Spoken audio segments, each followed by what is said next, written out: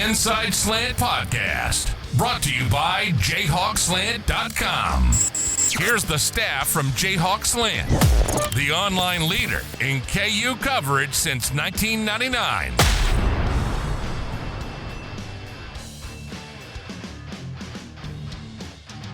Hey everybody, this is Randy Withers. Welcome into a special football-only edition of the Inside Slant Podcast from JayhawkSlant.com. The team and I had planned to record our first show of 2026 next week, but we have to dust off the microphones on a Friday afternoon to talk about some big breaking news with the Kansas football Jayhawks. Story hit this morning with the announcement that former KU assistant coach Andy Kotelnicki was headed back to Lawrence after serving as offensive coordinator at Penn State. We're going to talk about the move, what it means, the impact on, that little thing, the transfer portal that just opened up at midnight. Things are about to get really, really crazy. When we're going to talk about things that are crazy, there's only one man to bring in. It's time for me to introduce our man on the Kansas football beat and the publisher at Jayhawk Slant, my good buddy John Kirby. John, Happy New Year to you. How are you doing on a busy Friday? Well, it's been crazy, but I tell you this, Randy, sometimes crazy is better than not crazy, right? Because that means news is coming in, and no doubt, and sometimes it's good to report on it. And listen, it's good to report some positive news. I know we'll get into it with Andy Kotelnicki coming back, and then the transfer portal. Heck, as we were starting this up, I'm hearing a few more names in the portal, still tracking a couple guys that we hope that, the staff can retain, that probably end up being a net win just the whole month of December, and looking back on who they've lost to who they might keep and bring in. I think it's definitely going to come out more on the good side for Kansas in this. So it's going to be a crazy couple weeks, man. I'll tell you what, I'm going to go in the transfer portal on Wednesday morning. I'm getting knee surgery. Oh, wow. So I'm reaching out to my man Shay and Sam Winton, our intern. They gotta carry me for a day. They said this knee surgery, it's a booger. So I mean, they say like you're on pain meds, and I've only been on pain meds once in my life. And I remember it was the second time I got my meniscus done, and I handed my wife the bottle. I said, "Dude, get these out of here." I didn't. I remember talking to somebody, and they told me that I had talked to them earlier in the day, and I didn't even remember it. So, see, this is exactly why we need to plan a podcast to record that afternoon. Well, it was supposed to be late December. Some stuff got jacked up, and it was either Wednesday. It was either Wednesday or like 2.5 months down the road. And I said, man, I gotta do Wednesday. And I'll be in the hospital bed tweeting about the portal. Half awake. I'll be half awake tweeting about the portal. So if I tweet a bunch of inaccuracies, give me a break. Well, that's what you now have. A beautiful thing, John, called plausible deniability. Right. Anything that happens that doesn't pan out, you can be like, hey, I was under the influence of pain meds. I told you guys a week ahead of time. Yeah, I could just see myself. I got to go to PT on Thursday. I could just see myself. I mean, I'll have phone in hand sitting at PT telling the person, hold on, I can't do these exercises right now. I got to get an update up. You're looking here, say, Hey, somebody's calling me. Hold on. That's right. It's but hey, it should be a good time, and I really do. I think they're on some pretty good guys, and we'll talk about it. But I think they've had some pretty good things lined up. But that's just how the portal works now. It's exciting, and let's go ahead and just get into this, John. The big news breaks this morning about Andy Kotelnicki returning, and that he's coming back as the associate head coach for the Kansas Jayhawks. It seems like after.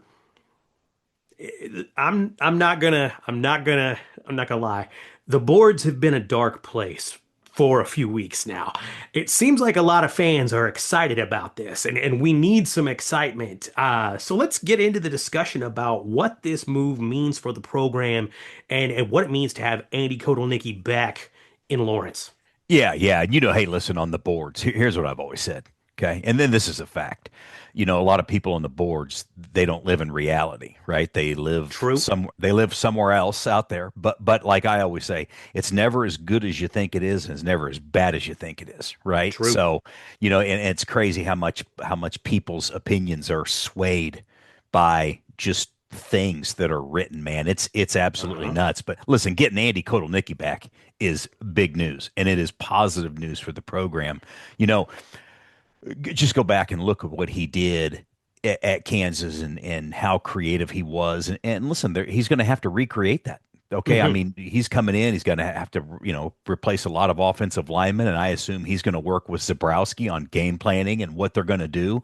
But they're going to replace the quarterback. For the first time, a quarterback not named Jalen Daniels is going to be under center or in shotgun, however you want to That's say it. And crazy. and they're going to be without running backs they've had. They've lost some receivers, and they're going to have to replace, some guys. So to me, it's going to be very interesting what Hmm. they're going to scheme up. I mean, now Andy's back, and you're going to have some, several cooks in the kitchen, if you will, because Lubick is a guy that has been creative in the past. So it'll be interesting to see what they scheme up. But I think we'll see something new that we haven't seen. That's just my guess.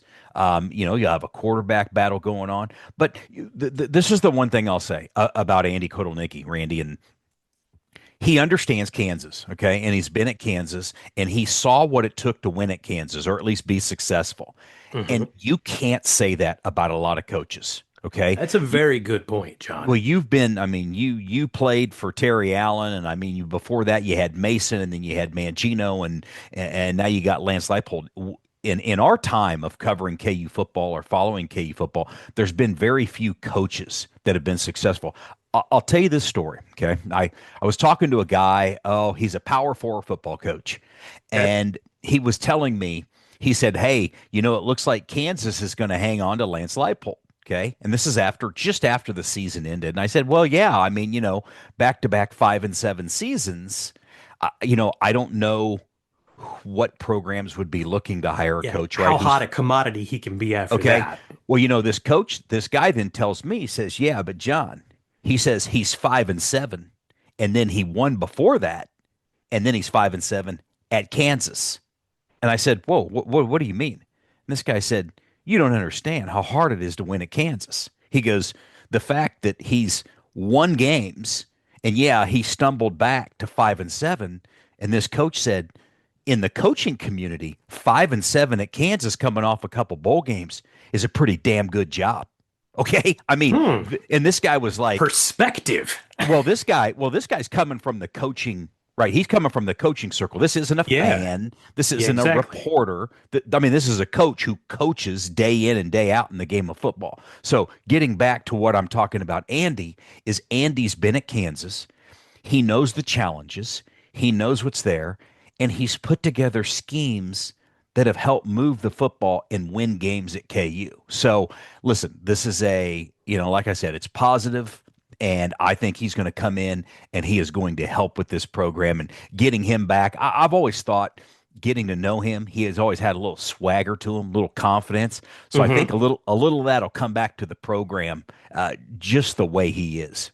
I think one of the things that I think is really interesting that maybe fans don't really consider it, is that when you have somebody that is a young, energetic, creative, innovative play caller, somebody that's doing things a little bit differently, it creates a kind of an added excitement within the program because not only do the players believe in what Andy Kotelnicki brings to the table, but they also know that it's going to be a lot of fun because they're going to do things that other people aren't doing. They're going to catch people sleeping. They're going to do things that utilize, maybe better than anybody else, the talent that is actually within the program. He is as far as you can get from the old system coaches that are like, hey, this is how we do it here. This is my system. This is how we're going to play. He is very much new school to where he says, okay, what do we got? What can we do? And how do we maximize every guy that we've got? And I think, like I say, that's exciting for the players, and I think it's something that should really excite the fans as well. Absolutely. And I think it has just based on the reaction that we've seen so far today on Friday. Well, that's the big news on the coaching side, John. Now let's talk about the transfer portal. And I assume most of the big news with players who are going to enter the portal from the KU side has been settled as of now. Tell me where we are with roster churn and it kind of guys entering and exiting the program, and how do you think KU came out looking at the roster after those departures? Yeah, Randy, I think what you see is when you look around the country, all right, and you see what people are losing, and then Hmm. you look at what they're gaining or hope to gain, and then you look at like what Kansas, who they lost, and then as opposed to who they've been able to retain. And there's a couple guys still out in the balance that I think they're working on that are trending in a good way. And then maybe who they can get in the portal so far, December going into January now has been a good deal for KU. Okay. It's funny to see reaction that every time somebody goes in the portal, fans are like, oh my God, the sky's falling. Oh my God, Oh what's yeah. going on? And you're kind of like, hey, man, this kid wasn't going to play, right? Or this Yeah. kid wasn't going to play much, or maybe this kid's demands were a little high. He got out over his skis a little bit. Now he's in the portal and he's moving on. So when Hmm. you look at KU for what they've lost to what they're keeping and what they're likely going to gain, there is no doubt there's not a debate. Okay, it's going to end up on a good side for KU. Now, there's some other programs, man, they've got a lot of work to do. So, Like Iowa State. well, I mean, there's a lot of them. I mean, there's a lot of them, you know. Now, some of these guys will have like head coaches coming from other schools so they can bring players in. But I mean, Hmm. there's some of these other guys. I mean, there's, I was looking today, got Texas, Ohio State, Michigan. They're all losing players yesterday and today, and there's going to be more enter. So, you Oh know, yeah. I just think that right now, when you look at everything in the whole big picture, it could be a lot worse. It's not too bad for the Jayhawks right now. I want to follow up with something because I know the role of a general manager changes from, it differs really from program to program, to be quite honest. But after hearing you talking about this, isn't isn't all of this, or maybe 90% of it, really dictated by Rob Ianello? Well, no, no, it's not. I mean, this is when you look at KU, I would call the portal chain of command. He's at the top, right? But I mean, there's a Hmm. lot of people involved. I mean, Billy Bonneau and Grant Murray and Greg Schwartzkopf and several other guys. So I mean, Ianello's the one who deals with the agents, okay? And he's got a team of guys that they go through the portal, they do their homework, they look at the film, they see who will be good fits. They're trying to get on the phone, call other coaches to find out if the kid's a good kid. Because I mean, Randy, the reaction time right now is crazy. Okay. I mean, the portal Well, it's opens like you to said, it's like speed dating now. yeah, but no, it's not even speed dating. It's like lightning dating right now because we've never seen just one portal window like we have. So everybody's Oh, finding that's this out. good point. I mean, there are players going in the portal today officially. They'll be in Lawrence on Saturday for an official visit. Okay, they Wow. they land tomorrow morning. They maybe have 6 hours for you to get to know them. Some of them may not spend the night. Some of them may leave Saturday night. Some may leave early Sunday morning. So you're trying to figure things out. So I mean, these guys, they are trying to do as much background work as they can. But Hmm. Ianello's main thing is working with the agents, okay? Okay. And you know, and that's common. Most schools, there's one guy who talks with the agents. You can't have multiple people working with agents because you got to keep your facts straight. You got to know what numbers are being presented with you. Hmm. You have to keep all that information flow into one person. So, what they do is they watch the film, they pass it on.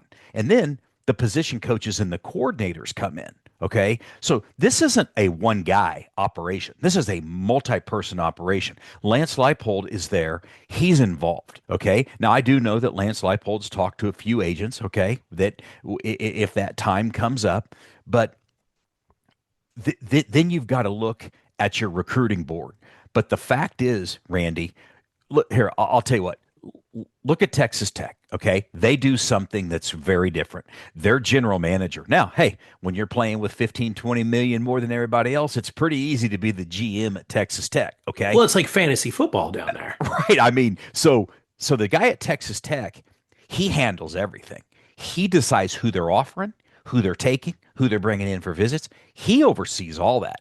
And I'm not sure that how that system works because you have position coaches that say when you present them, let's say KU, let's say Ionello and his staff, they look at a receiver and they say, "Hey, he's a good kid. He's got good film. He's got good numbers. This guy can help us out." Then you send it off and it goes to Zabrowski and Terry Samuel. And then they look at the kid. Now, if Terry Samuel says, "You know what? I don't like the way he does this, or I thought he struggled with some catching. I thought his route running wasn't very crisp. I'm moving him down the board. I like some other guys in front of him." In the end, it's the position coaches and the coordinators working in conjunction with the other guys of who they're bringing in. But their vote on who they actually offer and decide to take, a lot of that's going to override somebody like Ionello or the support staff, okay, who originally saw the kid. Now, once the coach says or the coordinator says, "Let's go in," now it goes back to Ionello because now Ionello's got to figure out, all right, here's what the player's worth. This is what we think he's worth. Now we got to get to the agent. We got to figure out if the agent, that's what they think they're worth. And then the haggling starts, right? You're going up. You're trying to keep this guy until somebody says, "Let's do it," or "Hey, this is out of our range," or somebody else is offering X amount of dollars. So, I mean, it's a very complex system. Everybody does it different, but in terms of like one guy overseeing the entire operation, yeah, there's a lot of people involved. And one of those, I'm sure now that list includes the associate head coach, Andy Kotelnicki. Absolutely, absolutely. I mean, my guess is I haven't confirmed this, but my guess is he's got to be in Lawrence right now, or he'll be in tomorrow when players start visiting because he's going to have a say in things as well. Now, early this morning, you were already talking about players who could be on campus in LFK as soon as tomorrow morning. The portal just opened, but yet players are already scheduling visits and travel and all this. I'm curious, and I'm sure a lot of other people are too. How how does this already happen so fast? I mean, this is the first time that we're in this scenario, like you said, with the one portal window that just one opportunity.